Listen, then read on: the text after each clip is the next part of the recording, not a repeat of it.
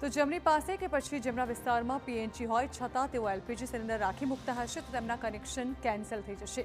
પરંતુ માની લો કે જો કોઈ ઘરમાં પીએનજી કનેક્શન આપવું ટેકનિકલી રીતે સંભવ નથી તો આ રહ્યા તેના રસ્તા।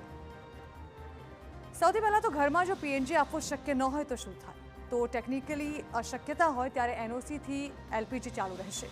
સાથે જ અધિકૃત કંપની એનઓસી જારી કરશે, જેના થકી પીએનજી અસંભવ હોય તો એલપીજી બંધ નહીં કરવામાં આવે। એનઓસીનામાં જે અશક્યતા હશે તેના કારણોનો એક રેકોર્ડ રાખ્યો હશે અને ભવિષ્યમાં શક્ય બને તો એનઓસી પાછું પણ લઈ લેવામાં આવશે।